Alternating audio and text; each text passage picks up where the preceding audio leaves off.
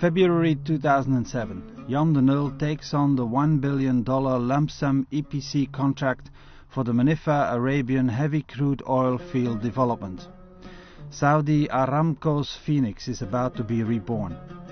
With this ambitious aim, increase the world's crude oil production with 900,000 barrels per day and produce 210 million standard cubic feet per day of associated gas.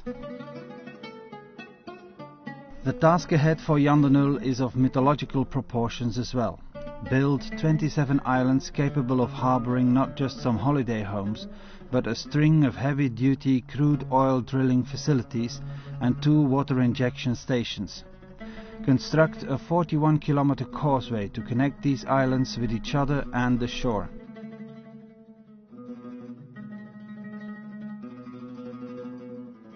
The location is critically complex. In the shallow waters of the Arabian Gulf, ordinary deep-sea dredging and the traditional use of ocean vessels to set up jackets and platforms are excluded.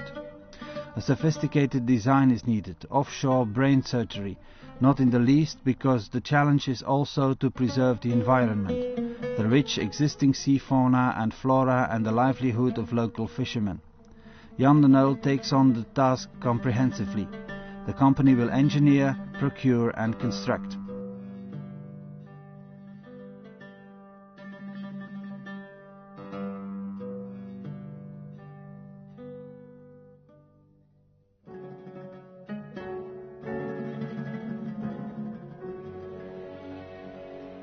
Seven days later, on the 8th of March 2007, Jan de Nul's Americo Vespucci arrives in the area.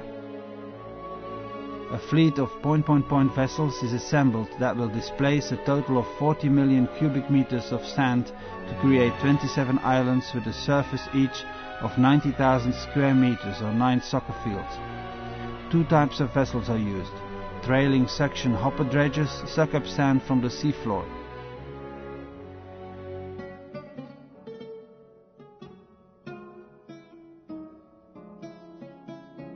Cutter suction dredgers are fixed to the bottom of the sea with a pole and grate and grind rockier underwater surfaces.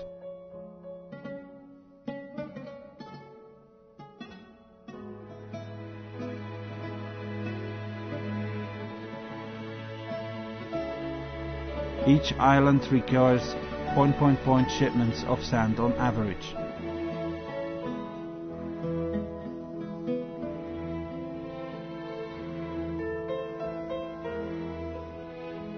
The sand sucked up at one location in the Arabian Gulf is deposited with GPS centimeter precision at the spots where the 27 islands will be raising out of the sea.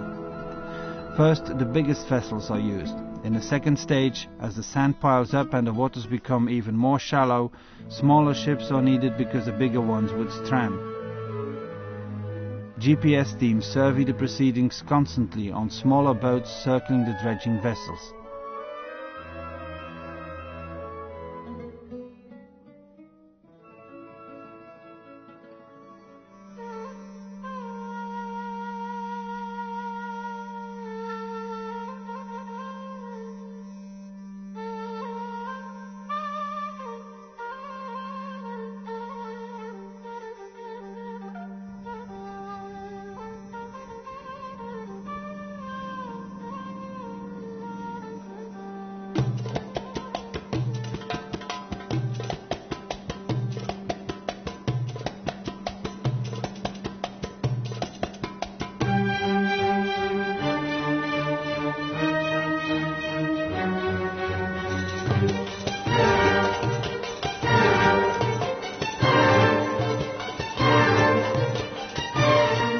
Freshly reclaimed and sand requires a protection against the action of daily wave attacks and up to 100-year storm. Therefore, giant sheets of geotextile are put on top of the sand and covered with rocks weighing up to 5 tons each.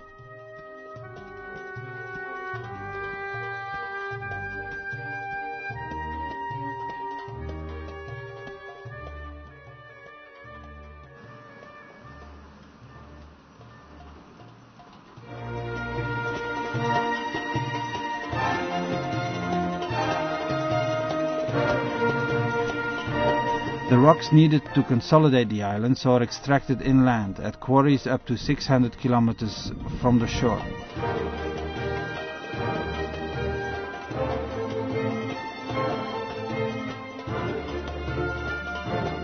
The bigger rocks are tested, each of them separately, on density, water absorption, abrasion resistance and magnesium sulfate soundness in a laboratory. On-site, offshore, later on also drop load, shape, grading and point load will be tested. Every day point trucks with smaller stones and bigger rocks leave for the coast. Together they drive point kilometers around the world. So far 1.6 million cubic meters of rocks were used. That's the equivalent of 42,000 20 feet long containers.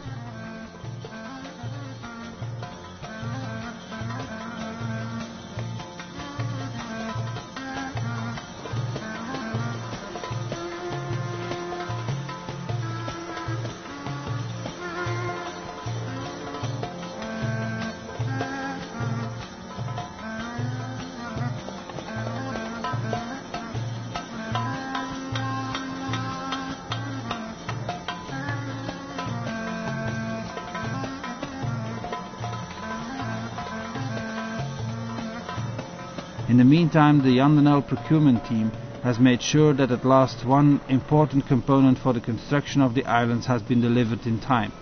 Marl that looks like sand but isn't. It has very different qualities that are ideal to solidify the surfaces of the island with compactors. 1.5 million cubic meters of marl will have been procured by the end of the project.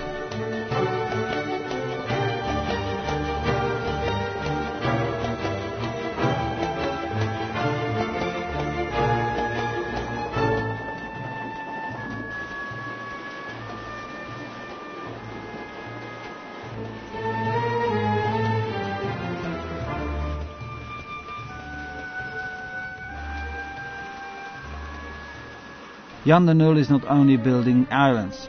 The islands are connected to each other and the shore by a 6 to 11 meters wide asphalted causeway that consists of a 20-kilometer main artery plus another 20 kilometers of chutes that lead to 27 shallow water drilling islands. Part of the causeway are bridges, 14 bridges in total, the longest of which, the main bridge, is 2.4 kilometers long. Bridges were chosen, and not just dikes, to allow for the continued flow of the tides in and out of the bay.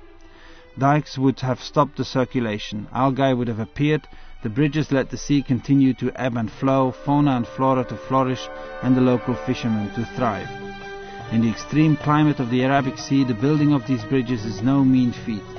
The average temperature in the bay is point, the humidity is point. The concrete profiles for the bridges are therefore built in deep onshore craters that provide shade, while ice is used for further added cooling down.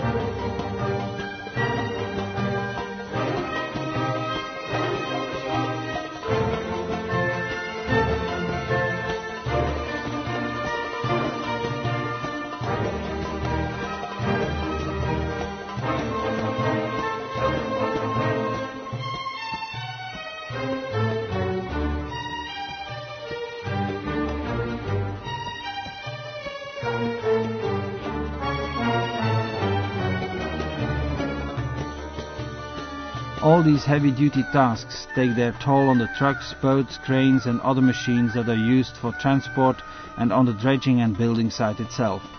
A specialized workshop takes care of the repairs.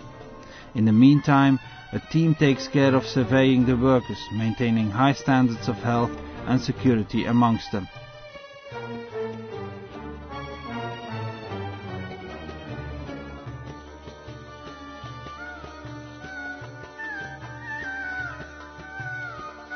4 task forces are put to work. First task, to build a camp in the middle of the desert that can accommodate 2,778 engineers and laborers. Build dormitories, provide rest and recreation.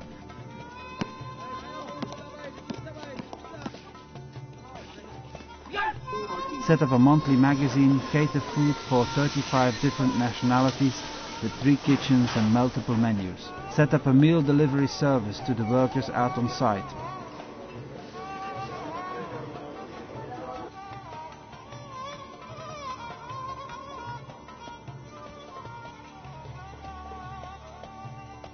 Organize transport between the camp and the working sites and back.